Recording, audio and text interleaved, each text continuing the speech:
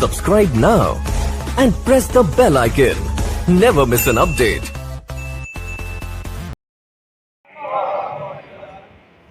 नाराए रिसालत काफी तरह मजमा आवाज बिल्कुल को नहीं आती भाई नाराए तकबीर नाराए रिसालत नाराए हैदरी फिर भी एक दबाओ के नाराए हैदरी बराए कोजूदी मोहम्मद व आले मोहम्मद बुलंदर सलावत ये भैया ने बाबू जी मोमिनीन बैठो ना इन सीट पे बाहरली सीट पे इस सामने अकीदा बनो ताकि पिछू जरे अंदर ना उन्हें अपने दिक्कत थी बहाना पे बराए मेहरबानी नाराज नहीं होना अपील करें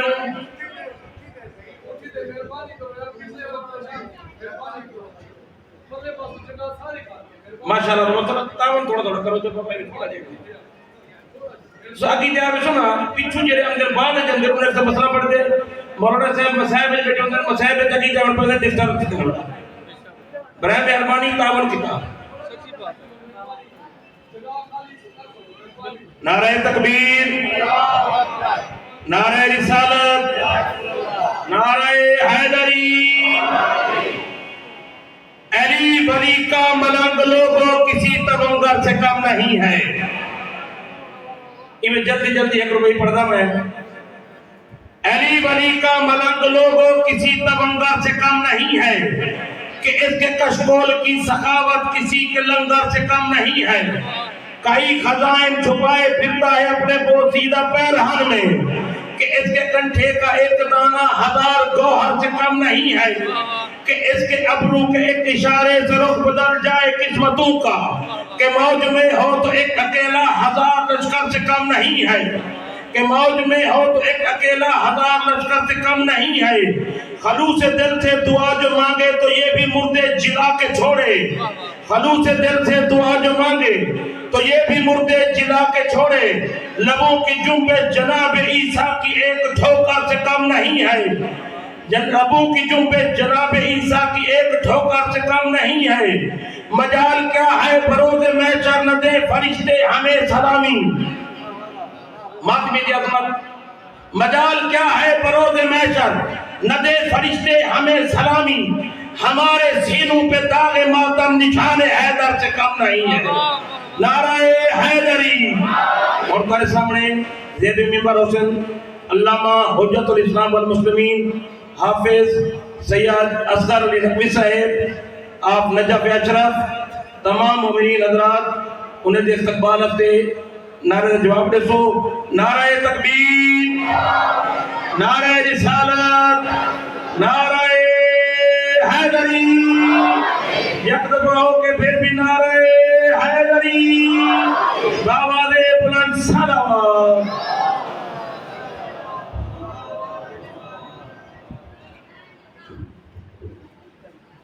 नाराए हैदरी या अली वली के तस्लीम से दूर बनता जौन के नक्श के कदम पे चले वो असूल बनते हैं तो भी उनके बाप दादा की मंजिल न पूछ उनके बच्चों की सवारी में रसूल बनते दस्त में थी तनहा तो वतन याद आया आई की लाश पे पहुंची थी तो कफन याद आया रहमत खुदा बरसती है जिक्र हुसैन पर किस तुमी दरूद भेजो साहिब शेख है अऊज़ु बिल्लाहि समीइल अलीम मिन गज़बिल जब्बारि व मिनश शैतानिर लईनिर रजीम बिस्मिल्लाहिर रहमानिर रहीम अल्हम्दुलिल्लाहिल्लज़ी खलक़ल इंसाना व अल्लमहुल बयान व शर्रफ़हु अला साइरिल हैवान बिनुत्क़ि वल बयान व कर्रमना व फ़द्दलना अला उममिस साबिक़ति बित्तस्दीक़ वल ईमान व हुवा अहसनुल ख़ालिक़ीन व सलातु व सलामु व तहिय्यतु वल इकराम अला सय्यिदिल अंबिया वल मुरसलीन खातमिन नबिय्यीना व रहमतल लिल आलमीन المخاطب بطه و یاسین من کان نبیا و آدم بین الماء والدین ابو القاسم محمد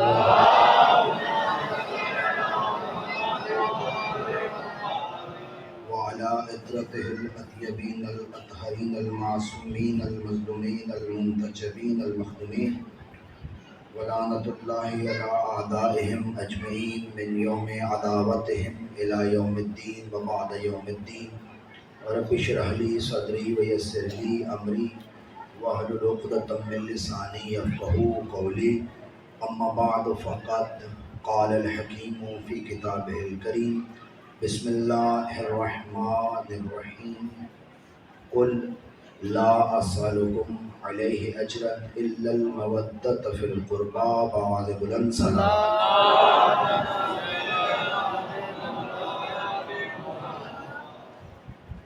دعا ہے خداوند منان و قدوس آپ تمام حاضرین کا اس مجلس میں آنا قبول و منظور فرمائے. پروردگار صدقہ نبی و آل نبی ہمیں اس مجالس و جلوس عزا سے رزق علم و رزق معرفت لینے کی توفیق عنایت فرمائے. پروردگار عالم صدقہ نبی و آل نبی جتنے ہمارے بزرگان دوستان کل تک ہمارے ساتھ تھے آج نہیں ہیں تمام کی درجات کو بلند فرمائے. پروردگار جو دعائیں میرے ذمے ہیں اور مجھے یاد ہیں یا یاد نہیں ہیں تمام کو مستجاب فرمائے. صدقہ نبی و آل نبی ملک پاکستان کی خود محافظت فرمائے. پاکستان کے اندرونی و بیرونی دشمنوں کو نیست و نابود فرمائے. پاکستان کے عوام الناس کو شعور عطا فرمائے اور اس بڑھتی ہوئی مہنگائی کا جو ذمہ دار ہے پروردگار اسے نیست و نابود فرمائے. امام زمن کے ظہور میں تعجیل عطا فرمائے. ہمیں ان کے اوان انصار میں شمار فرمائے. اپنی اور ہماری دعاؤں کی قبولیت کے لیے بلند صلوات.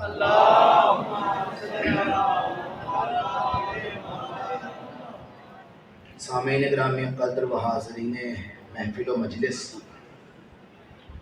قرآن مجید کی ایک آیت مجیدہ کے ذیل میں آپ سے گفتگو کا شرف حاصل ہو رہا ہے، اور یہ آیت مجیدہ آیت مودت کے نام سے مشہور ہے، کہ جس میں نبی اکرم ختمی مرتبت رسالت مآب سرور کون و مقام سردار انبیاء اپنی اہل بیت کے لیے، اپنے اقربا کے لیے، اپنے قرابت داروں کے لیے مودت کا سوال کر رہے ہیں. ماشاءاللہ. میں نے گزشتہ چند دنوں میں یہ عرض کرنے کی کوشش کی کہ یہاں میرے نبی رشتہ داری نہیں نبھا رہے، میرے نبی تعلق نہیں نبھا رہے، میرے نبی اس لیے مودت نہیں مانگ رہے کہ وہ میرے کچھ لگتے ہیں، مطلب بیٹی کی مودت اس لیے مانگ رہے ہیں کہ میری بیٹی ہے، یا معاذ اللہ علی کی مودت اس لیے مانگ رہے ہیں کہ میرا داماد ہے، یا معاذ اللہ حسنین کی مودت اس لیے مانگ رہے ہیں کہ میرے نواسے ہیں. میرے نبی جو مودت مانگ رہے ہیں در اصل نبی نہیں مانگ رہے، اللہ مانگنے کا حکم دے رہا ہے. تو ڈائریکٹ جو بھی جس کو بھی جو اعتراض ہوگا، اگر کوئی کرنا چاہے گا تو وہ میرے نبی کی ذات پہ نہیں ہوگا، وہ اللہ کے کلام پہ اعتراض ہوگا، کیونکہ نبی نے اپنی مرضی سے اجر نہیں مانگا بلکہ اس نے حکم دیا ہے کہ کل ان سے مانگو، تو میرے نبی نے مانگا ہے. میرا نبی تو عادل نبی ہے، میرا نبی تو انصاف پسند نبی ہے، میرا نبی تو حقدار کو حق دینے کے لیے بے چین رہتا ہے، اور میرے نبی نے زندگی میں ایک لمحہ بھی ایسا نہیں گزارا کہ جس میں میرے نبی کے کندھوں پہ کسی کا حق باقی رہا ہو. ایسا ممکن نہیں ہے کہ میرے نبی نے ایک لمحہ زندگی میں گزارا ہو اور نعوذ باللہ نبی کے کندھوں پہ کسی کا حق ہو معاذ اللہ اور نبی نے ادا نہ کیا ہو. نبی تو آیا ہی اس لیے تھا کہ لوگوں کو بتایا جائے کہ جتنی جلدی ہو سکے حقدار کو اس کا حق ادا کر دیا جائے. میں ایک مثال سے اور ایک روایت سے بات کو آگے بڑھاؤں اور موضوع سے متصل ہو جاؤں کہ ایک مرتبہ رات کا وقت ہے اور کچھ مال غریبوں کے لیے مسجد نبوی میں آیا. رات کا وقت ہے، کافی رات ہو چکی، لوگ سو چکے. مسجد نبوی میں کچھ مال آیا. میرے نبی مسجد میں تشریف لائے. آپ نے غریبوں کی فہرست کو، جو محتاج تھے، حقدار تھے، ان کی فہرست کو کھولا اور کھول کے آپ نے ان حصوں کو وہ جو بنتے تھے تقسیم کیا. اور ایک تو صحابہ کی ذمہ داری لگائی کہ جاؤ جلدی سے یہ تقسیم کر کے واپس آ جاؤ. جیسے ہی مال آیا اسے تقسیم کیا. تقسیم کے بعد فرمایا کہ جاؤ یہ اس کا حصہ ہے اسے دے آؤ، اس کا حصہ ہے اسے دے آؤ، اس کا حصہ ہے اسے دے آؤ. جو صحابہ کرام تھے جن کی ذمہ داری تھی، انہوں نے کہا یا رسول اللہ صبح کا انتظار کر لیتے ہیں، صبح ہوگی مال تقسیم ہو جائے گا. میرے نبی نے کہا، بڑی توجہ رکھیے گا، میرے نبی نے کہا تم لوگ یہ گارنٹی دیتے ہو کہ میں محمد نے جو سانس کھینچی ہے وہ واپس بھی آئے گی؟ تم لوگ یہ گارنٹی دیتے ہو کہ میں جو سانس لے رہا ہوں وہ واپس آئے گی؟ انہوں نے کہا اللہ اور اس کا رسول بہتر جانتا ہے کہ کیا ہونے والا ہے. تو میرے نبی نے کہا کہ جب کسی کو صبح کا پتہ نہیں ہے کہ کون صبح ہو اور کون نہ ہو، میں محمد ایک لمحہ بھی ایسا نہیں گزار سکتا کہ میرے کندھوں پہ کسی کا حق ہو اور میں اس حق کو لے کر اس دنیا سے چلا جاؤں. یہی وجہ ہے کہ جب میرے نبی خیبر فتح کر چکے تو یہودیوں نے میرے نبی کو تحفے میں فتح دے دیا.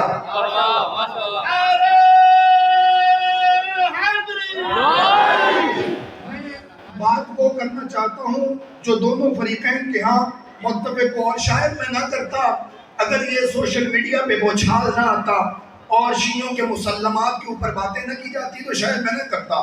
لیکن میں انتہائی شائستہ انداز میں، انتہائی مؤدب انداز میں، انتہائی بہتر انداز میں اپنے شیعہ سنی کے سامنے یہ مسئلہ رکھنا چاہتا ہوں کہ جیسے ہی میرے نبی نے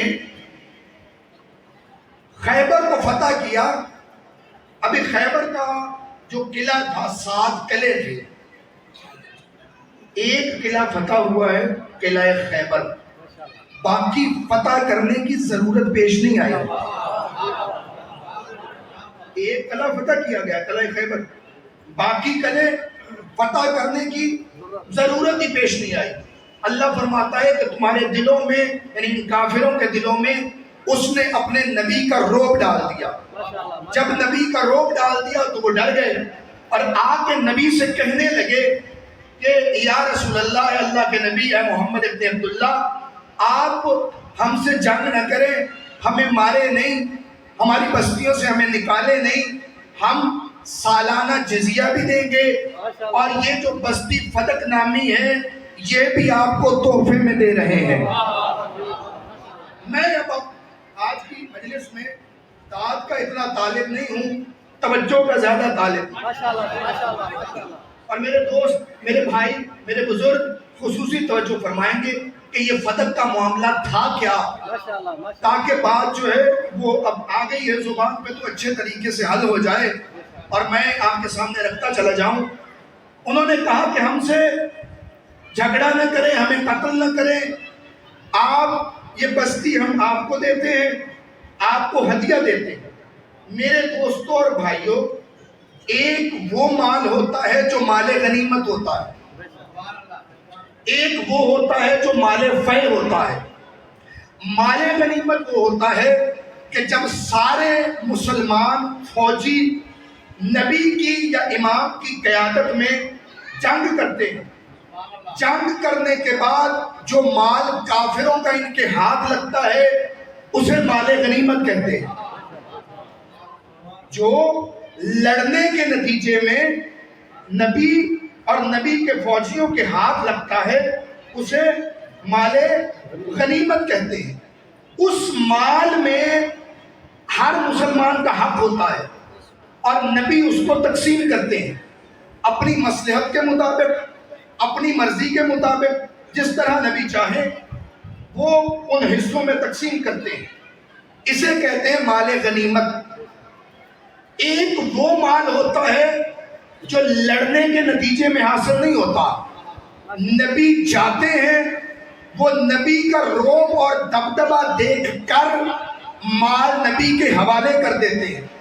یہ مال غنیمت نہیں ہوتا، یہ مال فے ہوتا ہے. یہ جو مال فے ہوتا ہے یہ مسلمانوں کا نہیں، خالصتاً نبی کا ہوتا ہے. یہ جو مال فے ہوتا ہے یہ خالصتاً نبی کا ہوتا ہے. میں بات کو موڑ کے واپس لاؤں کہ جب میرے نبی نے، بڑی توجہ رکھیے گا، جب میرے نبی نے فتح کیا اور انہوں نے جو مال دیا وہ مال فے تھا. اور اہل سنت و تشیع علماء لکھتے ہیں کہ خالصتاً لرسول اللہ، یہ مال فقط اور فقط رسول اللہ کا تھا. کسی مسلمان کا اس میں کوئی حصہ نہیں تھا. خالصتاً ہدیہ تھا رسول اللہ کی ذات. اور اتنا زیادہ سرسبز و شاداب تھا یہ باغ فتح کہ اس کی آمدنی سے پورے ملک کے امور چلائے جا سکتے تھے. اب یہ نبی کی ملکیت ہو گیا. آپ گھبرائے تو نہیں بیٹھے؟ میں نے کوئی نامانوس موضوع تو نہیں چھیڑ دیا نا؟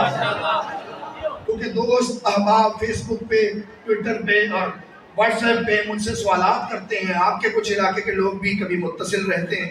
تو میں نے چاہا کہ یہ بات جو ہے وہ حل کر دی جائے اور پھر موضوع آگے بڑھ جائے کہ وہ خالصتاً رسول کا تھا. رسول خیبر سے واپس آئے.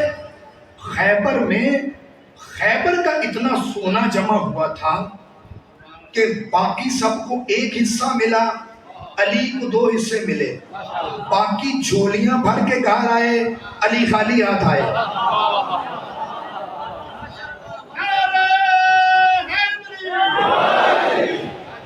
حضرت عائشہ فرماتی ہیں کہ لما فتحت خیبر قلنا الان نشبع بالتمر، کہ اتنا مال ملا ہمیں کہ جب خیبر فتح ہوا تب سے ہمارے گھر میں تنگی نہیں آئی، ہم نے پیٹ بھر کے کھجوریں کھائی ہیں. بی بی عائشہ فرماتی ہیں. تو بہر کہ سارے اپنا حصہ لے کے آئے. علی گھر آئے تو خالی ہاتھ آئے. لطف کی بات آگے ہے، کسی نے آ کے سیدہ کو کہا کہ سب کو ایک حصہ ملا ہے، علی کو 2 ملے ہیں لیکن علی خالی ہاتھ آئے ہیں. بی بی نے علی سے پوچھا یا علی آپ کو کچھ نہیں ملا؟ کہا ملا تو بہت زیادہ تھا لیکن جیسے ہی میں گزر رہا تھا کچھ محتاج کھڑے تھے. علی میدان جنگ سے نکلنے سے پہلے وہ مال تقسیم کر چکا. بی بی نے غصہ نہیں کیا، مصلی پہ جا کے سجدہ شکر ادا کیا، تو نے میری قسمت میں علی لکھ دیا ہے.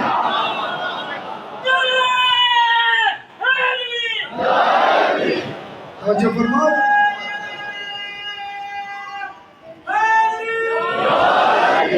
بی بی نے پروردگار سے یہ عرض کی خدایا تیرا لاکھ شکر ہے کہ تو نے علی جیسے شوہر عطا کیا ہے کہ جو محتاجوں کی مدد کرتا ہے. الغرض نبی اپنے گھر تشریف لائے ہیں کہ آسمان سے آیت نازل ہوئی. اب آپ نے دونوں آیتوں کا ربط سمجھنا ہے. نبی کہہ رہے ہیں پہلی آیت میں کچھ نہیں مانگتا، قربا کی مودت مانگتا ہوں. ابھی نبی گھر پہنچے تھے کہ آیت نازل ہوئی، آتے ذل قربا حقہ، وہ جو تیرے قرابت دار ہیں، وہ جو تیرے قریبی ہیں، انہیں وہ مال جو خیبر سے ملا ہے نا، وہ مال جو خیبر سے ملا ہے اپنے قرابت داروں کو دے دو.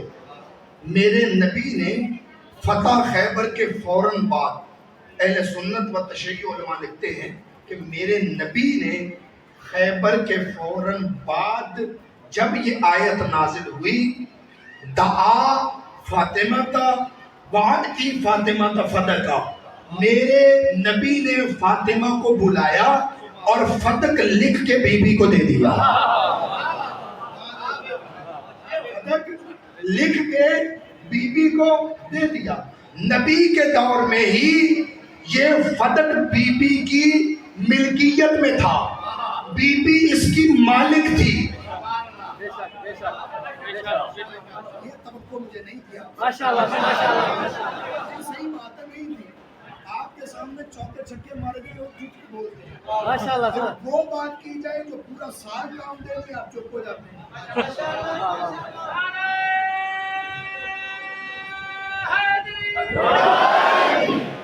میرے نبی نے فدق سیدہ کو دیا. نبی کے دور میں فدق سیدہ کے پاس تھا. سیدہ اس میں تصرف کرتی تھی. سیدہ جیسے چاہے خرچ کرتی تھی. اب سیدہ کو دلیل نہیں دینی کہ فدق کس کا ہے.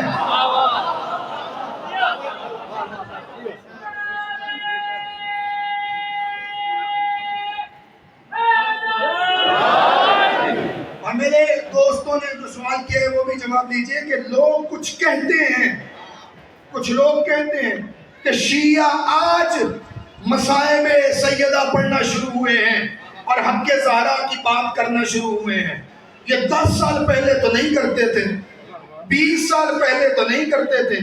وہ ایک جہنم کا ذہنی مریض ہے، وہ بیٹھ کے میڈیا کے اوپر یہ کہتا رہتا ہے، گمراہ کرتا ہے جوانوں کو، ہر فرقے کے جوانوں کو. جی شیعہ 10 سال پہلے تو یہ نہیں کرتے تھے، وہ 20 سال پہلے تو نہیں کرتے تھے. آپ کی جہالت کے ہم ذمہ دار تو نہیں ہیں. اگر آپ کا مطالعہ نہیں ہے، آپ نے کتابیں نہیں پڑھی، آپ کی علم میں کمی ہے، تو اس میں شیعوں کا تو کوئی جرم نہیں ہے. شیعہ وہ کام کرتے ہی نہیں ہے جو رسول اور آل رسول نے کیا نہ ہو. میں پوری ذمہ داری سے آپ دوستوں کا چھوٹا سا نوکر ہو کے یہ کہہ رہا ہوں، شیعہ نہ اس کام کو درست سمجھتے ہیں نہ اس کام کو کرتے ہیں جو نبی اور نبی کی آل نے نہ کیا ہو. تم کہتے ہو ایام فاطمیہ آج شروع ہوئے ہیں. جی مجھے 10 سال پرانی کتاب دکھاؤ، 50 سال پرانی کتاب دکھاؤ. وہ حوزہ علمیہ اصفہان میں میرے دوست پچھلے سال میرے ساتھ تھے، سید شہباز رضا نقوی پائے کے محقق ہیں، اور ان کا چینل بھی ہے سید ریئیکشن کے نام سے. اس میں وہ جوابات دیتے رہتے ہیں ایسے سر پھروں کو. تو انہوں نے کہا 50 سال، صرف 50 سال. انہوں نے 1000 سال پرانی کتاب نکال کے سامنے رکھ دی. 1000 سال پرانی کتاب سامنے رکھ دی. میں نے انہیں فون کر کے کہا، میں نے کہا اب بھی پیچھے رہے ہو. اس نے کہا میں نے تو صرف پھکی دی ہے. میں نے کہا پھر پھکی رسول سے شروع کرنی تھی اور آج تک دینی تھی. شیعت کا کوئی دور ایسا گزرا ہی نہیں کہ شیعہ ہو اور ذکر فاطمہ نہ کرتا ہو.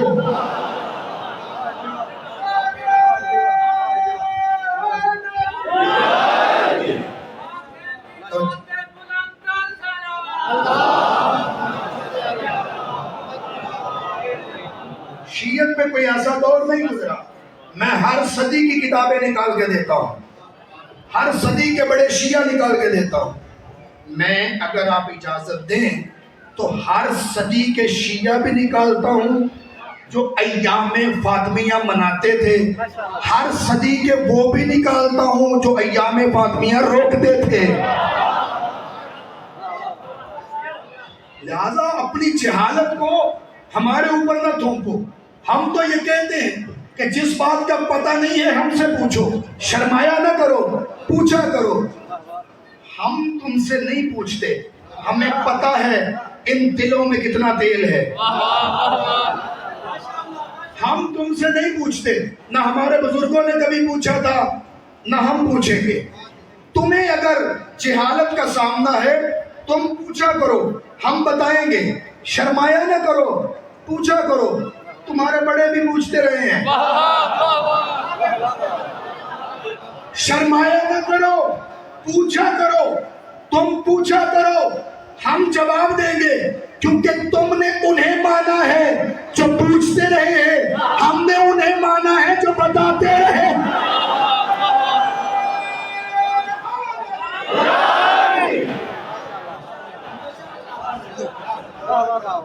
توجہ فرما رہے ہیں؟ اپنی جہالت کو کسی پہ تھوپا نہ کرو، نہیں پتا تو پوچھ لیا کرو۔ مصیبت یہ سوشل میڈیا کی یہ ہے کہ جو بندہ 1.5 کتاب پڑھ لیتا ہے وہ محقق بن جاتا ہے، تو بھی پوریاں نہیں پڑھتا، 1.5 پڑھتا ہے اور تحقیق کا دعویٰ کر دیتا ہے۔ اور ہمارے نوجوانوں کے پاس اتنا وقت نہیں ہوتا کہ کتابیں پڑھیں۔ تو جب سے یہ پب جی آئی ہے تب سے نہلے پہ دہلا۔ اور میرے دوستوں پڑھا کرو۔ امام فرماتے جب بھی تم میں سے کوئی ہمارے حق کا دفاع کرتا ہے، زبان اس کی ہوتی ہے، لفظ ہمارے ہوتے ہیں۔ زبان اس کی ہوتی ہے، لفظ ہمارے ہوتے ہیں۔ اور جی ماتم، ابھی کسی برادر نے سوال کیا کہ شیعہ روتے کیوں ہیں، ماتم کیوں کرتے ہیں؟ یہ ماتم کی تاریخ آج کی نہیں ہے۔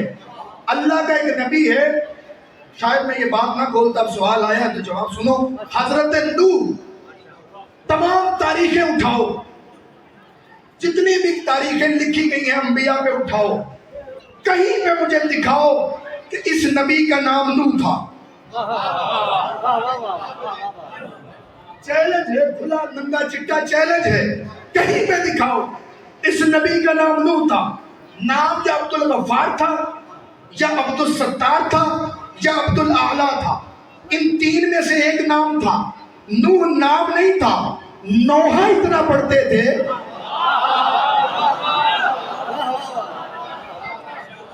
نوحہ اتنا پڑھتے تھے کہ قرآن میں 28 سے زیادہ بار یا 40 سے زیادہ بار اللہ نے ان کا تذکرہ کیا ہے۔ ایک مرتبہ بھی نہیں کہا کہ یہ عبد الغفار ہے، کہا یہ نوح خان ہے، یہ نوح خان ہے۔ حد یہ ہو گئی کہ جب سلام کرنا تھا تب بھی یہ نہیں کہا کہ سلام علی عبد الغفار، سلام علی عبد الستار، سلام علی عبد الاعلیٰ۔ قرآن کا سلام علی نوح، سلام علی نوح۔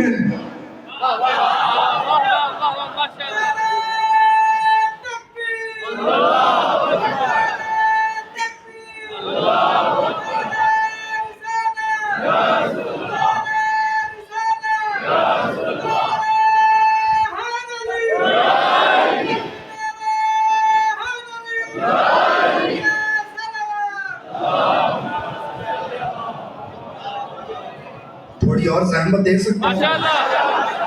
اچھا میں نہیں کہتا، قرآن کہتا ہے کہ میرے جو حضرت نوح تھے، میرے نبی نوح، وہ خود قرآن میں کہتے ہیں انی دعوت قومی لیلا و نہارا فلم یزدہم دعائی الا فرارا۔ پروردگار میں صبح بھی بلاتا ہوں، شام بھی بلاتا ہوں۔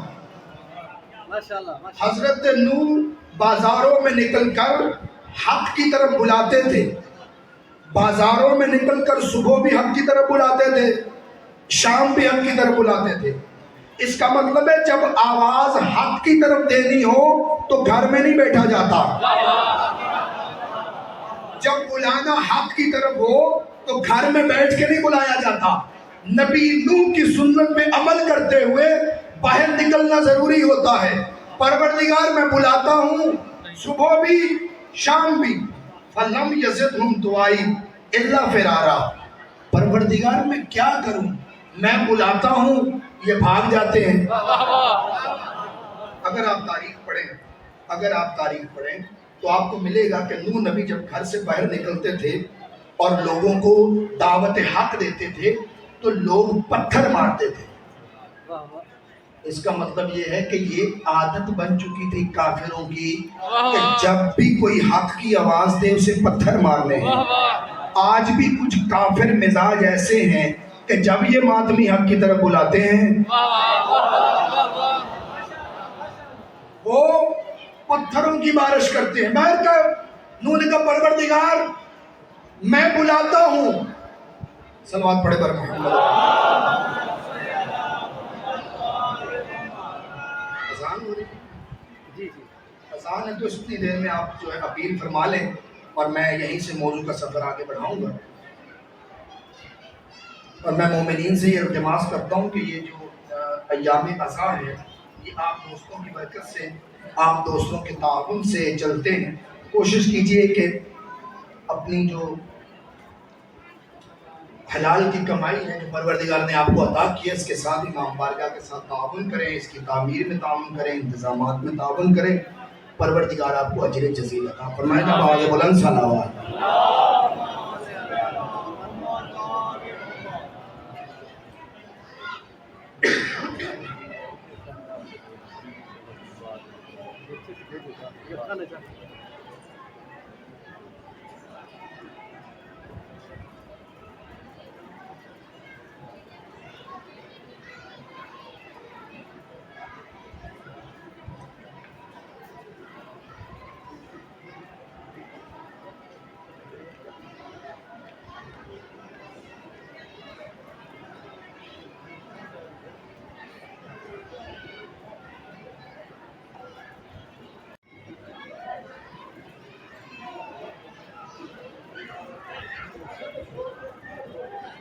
بآواز بلند صلوات.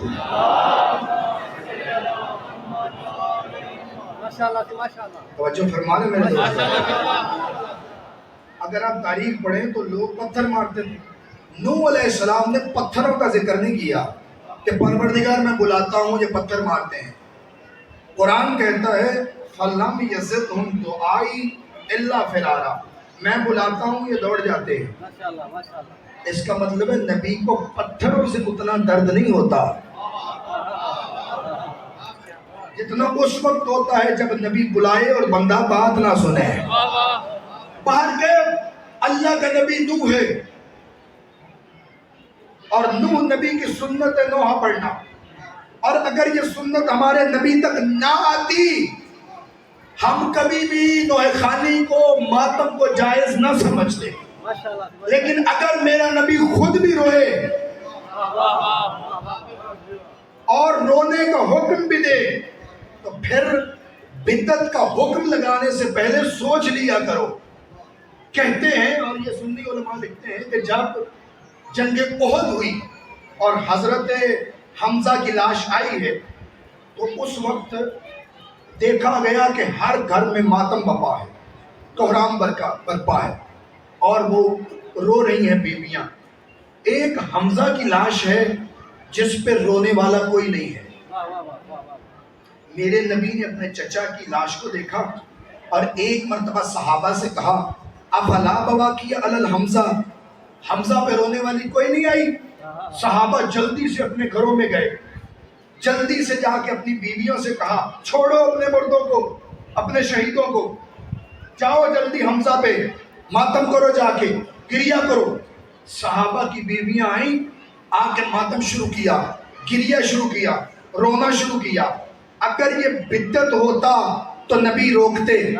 نبی کے کان میں آواز آئی، نبی نے ہاتھ اٹھا کے کہا رضی اللہ عن کننا وعن اولاد کننا وعن اولاد اولاد کننا. او حمزہ پہ رونے والیو، اللہ تم سے راضی ہو. میں جلدی کر گیا اور نقطہ رہ گیا. مجھے نہیں معلوم کہ تم رضی اللہ کسے کہتے ہو، مجھے اتنا پتا ہے میرا نبی ماتمیوں کو رضی اللہ کہتا ہے.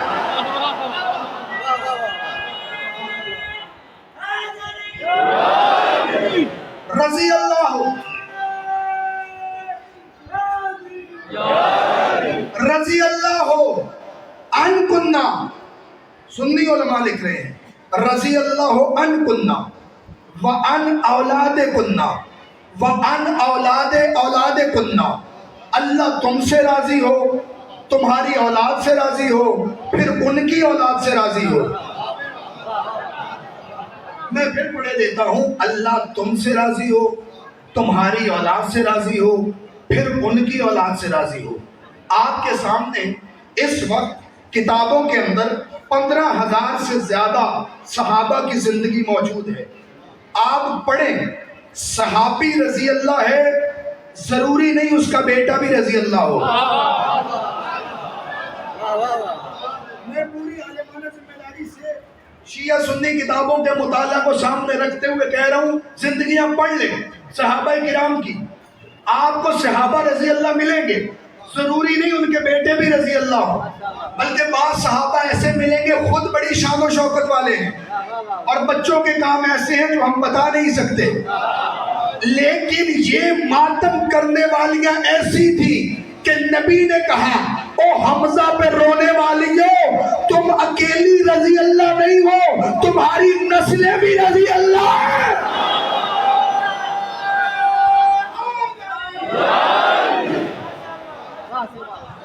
جو فرما رہے ہیں، جا کے دیکھنا مدارج النبوان میں شاہ عبد الحق نے یہ جملے لکھے ہیں یا نہیں لکھے کہ میرے نبی نے کہا اللہ تم سے راضی ہو، تمہاری نسلوں سے راضی ہو، اور جس کو نبی یہ کہہ دے کہ اللہ تم سے راضی ہو۔ اور شبلی نعمانی لکھتا ہے، گھبرائے تو نہیں بیٹھے، تھوڑی اور زحمت دے سکتے ہیں۔ شبلی نعمانی لکھتے ہیں کہ پھر اس کے بعد عرب میں سالہ سال یہ رسم رہی کہ جب بھی کوئی شہید ہوتا تھا پہلے لوگ حمزہ کو روتے تھے، پھر اپنے شہیدوں کو روتے تھے، اور یہی تو ہم کہہ رہے ہیں کہ پہلے ہم حسین کو روتے ہیں اس لیے کہ میرا نبی رویا۔ یہ متفق علیہ حدیث ہے، کسی کو اس پہ اختلاف نہیں، سارے متفق ہیں اس پہ کہ جب حسین اس دنیا میں آئے تو میرے نبی نے اٹھایا۔ اس دن میں نے مصائب میں پڑھی تھی، آج کچھ گہری چیزیں آپ کے حوالے کرنا چاہتا ہوں کہ میرے نبی نے اٹھایا، اور اٹھا کے میرے نبی نے حسین کو دیکھا، بی بی ام سلمہ دیکھ رہی ہیں، حسین کو دیکھ کر میرے نبی روئے۔ بی بی نے کہا آپ کیوں رو رہے ہیں؟ کہ مجھے اس کی شہادت یاد آ رہی ہے۔ میں آپ سے پوچھتا ہوں، تم ہمیں کہتے ہو زندہ پہ رونا بدعت ہے، نبی کے تو ہاتھوں پہ حسین ہے، نبی کے ہاتھوں پہ حسین ہے، ہم تو پھر شہادت کے بعد روتے ہیں، نبی کے ہاتھوں پہ ہے اور نبی رو رہے ہیں، مجھے اس کی شہادت رلا رہی ہے۔ بی بی نے کہا اسے کون مارے گا؟ کہ میری امت کا ایک بدبخت گروہ ہوگا جو اسے مارے گا۔ جب لعنت کرتے ہیں تو کھل کے کیا،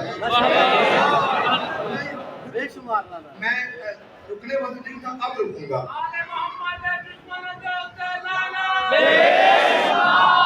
رکنے والا نہیں تھا، اب آپ کی لعنت سن کے میں رکوں گا، اور لازمی رکوں گا۔ کیوں رکوں گا؟ سر الشہادتین عبدالعزیز محدث دہلوی لکھتا ہے کہ اللہ نے میرے نبی کو ہر فضیلت عطا کی تھی، کوئی کمال ایسا نہ تھا کہ دنیا میں کسی کے پاس ہو اور میرے نبی کے پاس نہ ہو۔ کمال تو پھوٹتا ہی میرے آقا سے ہے، اللہ نے ہر کمال دے دیا سوائے شہادت کے۔ پھر خدا نے چاہا میرا نبی اس فضیلت سے کیوں محروم ہو، تو میرے نبی کو اللہ نے شہادت دینے کے لیے، نبی کو شہادت دینے کے لیے 2 نواسے عطا کیے۔ سمجھے ہیں ان کو میرا سلام ہے۔ نبی کو شہادت دینے کے لیے 2 نواسے عطا کیے۔ میں رک کے کہتا ہوں 2 نواسے عطا کیے شہادت کے لیے۔ عبدالعزیز دہلوی لکھتے ہیں حسن کی شہادت دراصل رسول کی شہادت ہے، حسین کی شہادت دراصل رسول کی شہادت ہے۔ سن لیا آپ نے، حسن کی شہادت رسول کی شہادت، حسین کی شہادت رسول کی شہادت۔ یہاں پہ وہ رکے ہیں، میں نہیں رکوں گا۔ جب حسن کی شہادت رسول کی شہادت ہے، حسین کی شہادت رسول کی شہادت ہے، تو حسن کا قاتل رسول کا قاتل ہے، حسین کا قاتل رسول کا قاتل ہے۔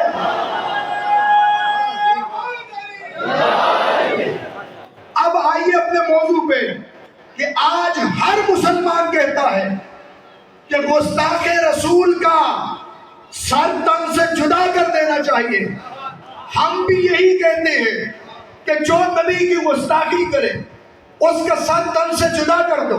لیکن ہم ایک مطالبہ اور بھی کرتے ہیں کہ جو نبی کی گستاخی کرے اس کا تو سر تن سے جدا کر دو، اور نبی کے قاتل پہ 4 لعنتیں برداشت نہیں کر سکتے ہو۔ ہمارے فیصلہ آباد کا ایک بہت بڑا نام گزرا ہے، آپ گھبرائے تو نہیں بیٹھے، سہمت دینا چاہتا ہوں۔ ہمارے فیصلہ آباد کا، بس میں قریب آگے، ایک بہت بڑا نام گزرا ہے، مولانا مبلغ اعظم محمد اسماعیل۔ ان سے کسی نے کہا تھا کہ تم شیعہ جو یزید پہ لعنتیں کرتے ہو، اگر کل قیامت کو اللہ نے یزید کو معاف کر دیا تو انہوں نے کہا پھر ناانصافی ہے نا، جو اللہ یزید کو معاف کر سکتا ہے ہماری 4 لعنتیں معاف نہیں کر سکتا۔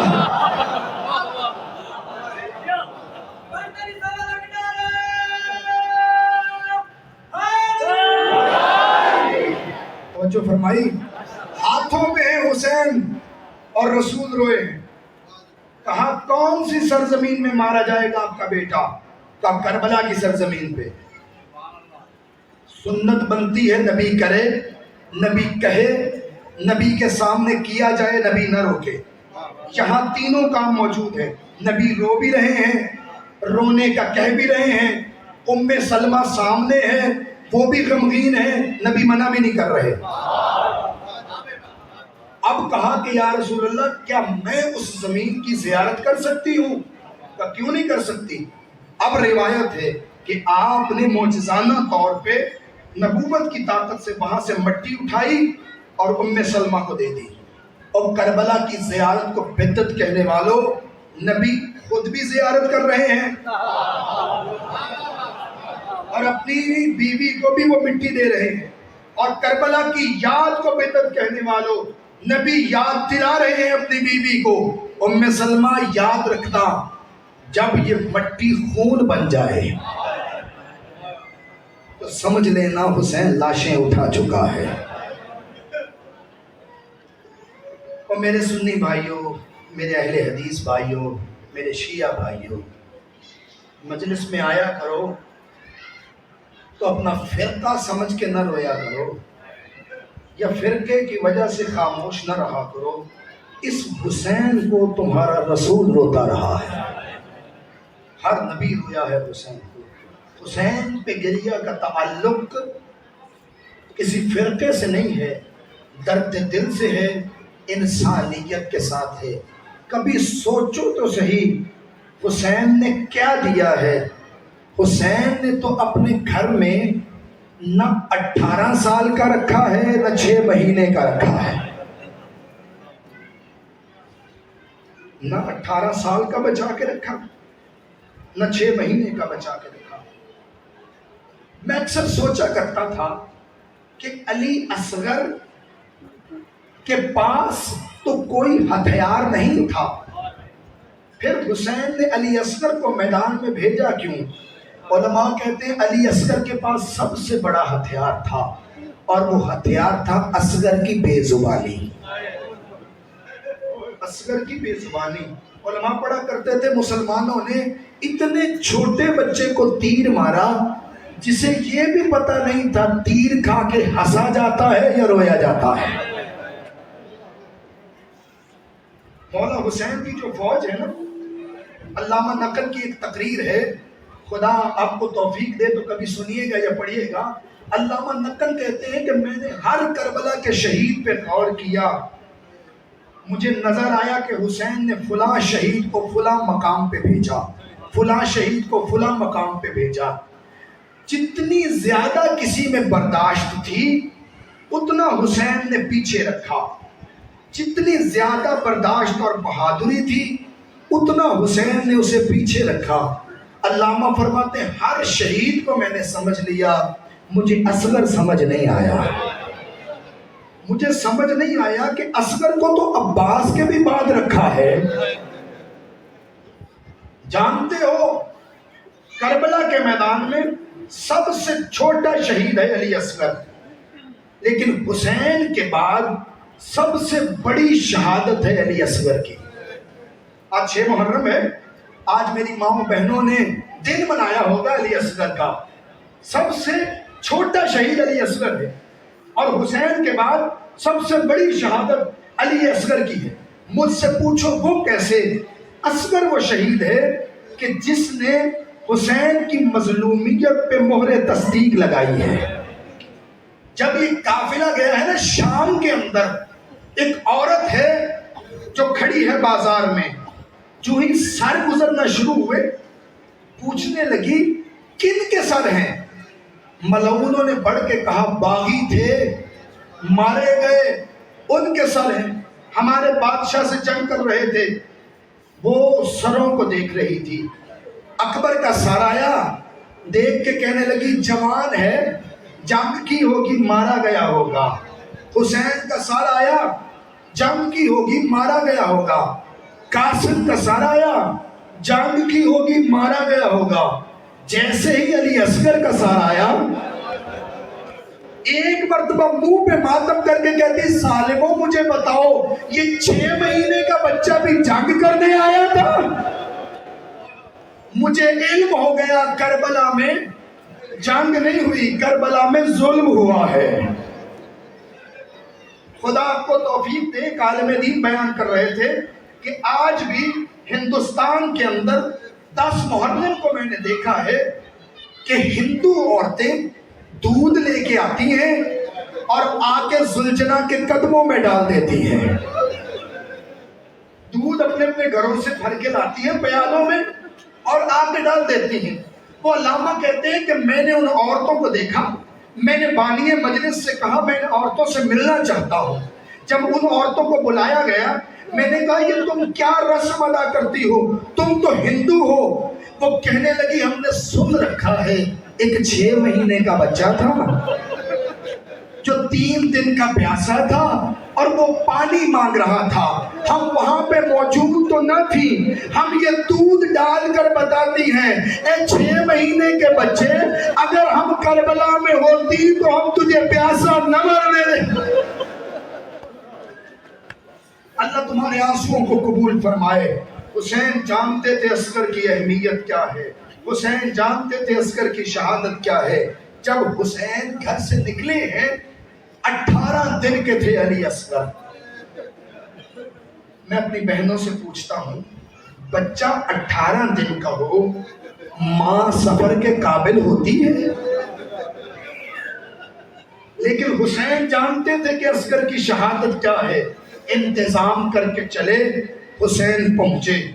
4 استغاثے بلند کیے ہیں تمہارے مولا نے کربلا میں. پہلا استغاثہ بلند کیا، اکبر و عباس باہر آئے، تلواریں نکالی، بابا حاضر، مولا حاضر، دعا دی حسین نے. دوسرا استغاثہ بلند کیا، اکبر بھی سو چکے تھے، قاسم بھی سو چکے تھے، اون و محمد بھی سو چکے تھے. تیسرا استغاثہ دیا تو حسن مولا کا بیٹا عبداللہ باہر آیا، پھر وہ بھی شہید ہو گیا. جب چوتھا استغاثہ دیا ہے کوئی نہیں تھا جو حسین کی آواز پہ لبیک کہتا. ایک مرتبہ خیمے سے رونے کی آواز آئی. میں مصائب کے قریب آ گیا، بس تو جملے سن لو. ایک مرتبہ خیمے سے رونے کی آواز آئی. حسین دوڑتے ہوئے خیمے میں گئے. کیا حادثہ ہو گیا ہے؟ کہ جب سے آپ نے غربت کی صدا بلند کی ہے تب سے 6 مہینے کا بچہ جھولے میں آرام نہیں کر رہا. گویا رو کے کہتا ہوں بابا میرے ہوتے ہوئے غربت کی صدا نہ لے، اصغر ابھی باقی ہے، مجھے میدان میں لے جا. حسین نے اصغر کو تیار کیا. علی اصغر کو میرے مولا حسین نے اس انداز سے پکڑ کے کربلا کی دھوپ میں نکلے. اتنی شدت سے دھوپ تھی، ایک مرتبہ مولا حسین نے عبا کا سایہ کیا. حسین قدم قدم چل رہے ہیں. ایک ملعون سامنے آ کے کہتا ہے لگتا ہے حسین قرآن لے کے آ رہا ہے. اگر قرآن بھی لے آئے تو حیا نہ کرنا. جب قرآن کا سننا تھا ایک مرتبہ حسین نے دامن ہٹایا، بچے کو بلند کیا، کہا دشمنی ہے تو مجھ سے ہے، اس بچے کا تو کوئی قصور نہیں. جانتے ہو اشقیاء نے کیا کہا؟ ایک ملعون کہنے لگا حسین پینا خود ہے، نام بچے کا کر رہا ہے. کہا علی اصغر تو حجت خدا کا بیٹا ہے, تو خود پانی مانگے گا تو یہ ظالم شاید دے دیں. ایک مرتبہ علی اصغر کو اٹھایا, جو میری بہنیں سنت ادا کرتی ہو, ایک مرتبہ علی اصغر کو اٹھایا, ایک مرتبہ علی اصغر نے اپنے خشک ہونٹوں پہ خشک زبان پھیرنا شروع کی. روایت کہتی ہے یزیدی فوجوں نے ایک مرتبہ پشت کی, پشت کر کے رونے لگے اور رو کے کہتے ہیں اے ابن سعد, تو نے تو کہا تھا فوجیوں سے جنگ ہوگی, تو تو بچوں سے. حالت کیا تھی علی اصغر کی جب یہ پانی مانگا ہے نا؟ اس حالت کو علماء نے بیان کیا, یتلذع الصبی فی یوم عاشوراء. اصغر جب پانی مانگ رہے تھے تو حالت تلذع میں تھے. مجھ سے پوچھو حالت تلذع کیا ہوتی ہے؟ علماء لکھتے ہیں مچھلی جب پانی سے باہر آتی ہے تو مچھلی تڑپتی ہے, اسے حالت تلذع نہیں کہتے. تھوڑی دیر بعد مچھلی میں تڑپنے کی طاقت ختم ہو جاتی ہے, اسے بھی حالت تلذع نہیں کہتے. پھر مچھلی کروٹیں بدلتی ہے, اسے بھی حالت تلذع نہیں کہتے. پھر طاقت اور کم ہوتی ہے, کبھی منہ کھولتی ہے کبھی منہ بند کرتی ہے. معاف کرنا, اسے بھی حالت تلذع نہیں کہتے. اس کے بعد ایک حالت آتی ہے مچھلی کے اوپر, منہ کھولتی ہے تو بند نہیں ہوتا, بند کرتی ہے تو کھلتا نہیں. علی اصغر حالت تلذع میں تھے, منہ کھولتے تھے بند نہیں. علی اصغر کو اٹھایا, ادھر فوج اشقیاء رو رہی ہے.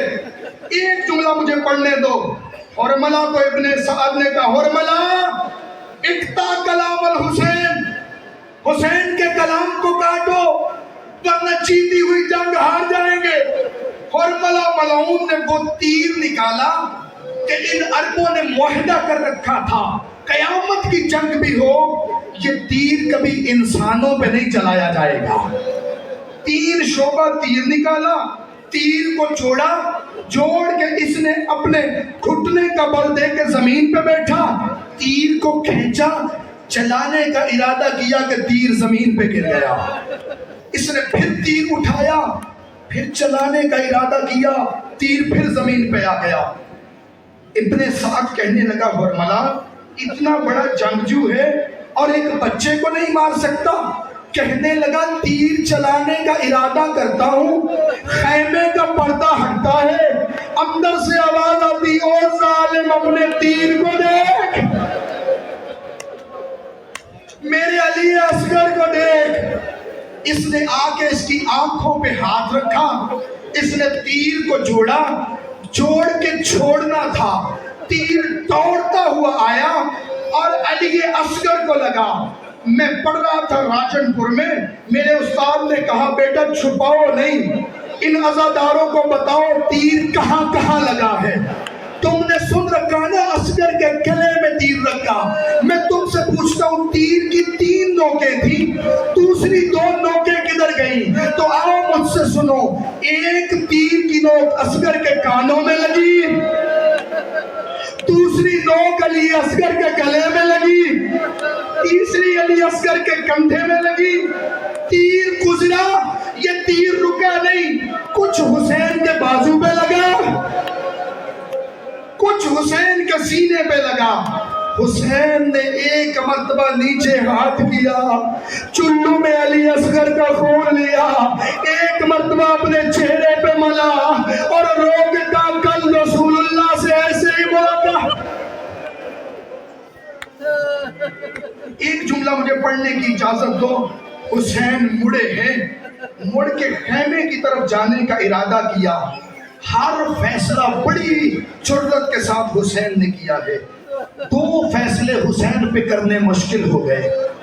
ایک یہ فیصلہ کہ اصغر کا تیر کھینچے کیسے. تم نے آج تک اکبر کی برچی سن رکھی ہے کہ اکبر کی برچی حسین نے کھینچی. اکبر جوان تھا, اکبر کا سینہ مضبوط تھا. مضبوط سینے سے کوئی چیز کھینچی جائے جو جھٹکے سے نکل آتی ہے, لیکن اصغر تو 6 مہینے کا تھا.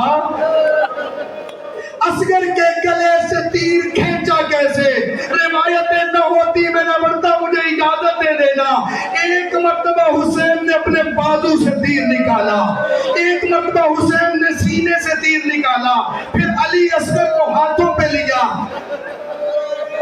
اکبر کی برچی کھینچتے ہوئے ایک مرتبہ بھی حسین نے آسمان کی طرف نہیں دیکھا،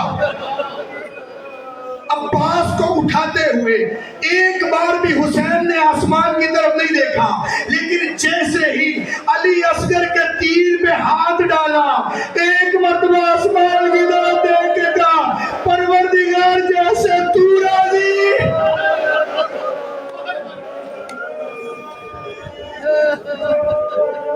ویسے حسین راضی، بس دو جملوں کی اجازت دے دو۔ ایک مرتبہ علی اصغر کو اٹھایا، تیر کو نکالا، خیموں کی طرف چلے۔ یہ دوسرا فیصلہ تھا جو حسین پہ مشکل ہو گیا۔ ایک قدم اٹھا کے جاتے ہیں پھر واپس آ جاتے ہیں، پھر چلتے ہیں پھر واپس آ جاتے ہیں، ہر بار یہ سوچتے ہیں کیا ماں اصغر کو دیکھ پائے گی، کیا ماں کا جگر برداشت کر پائے گا؟ ساتویں بار ہمت کر کے حسین خیمے میں داخل ہوئے، بی بی نے علی اصغر کو دیکھا، ادھر اپنے سردار کے چہرے کو دیکھا، رو کے کہنے لگی امثلو کا یونہر، اصغر تیرے جیسا بیٹا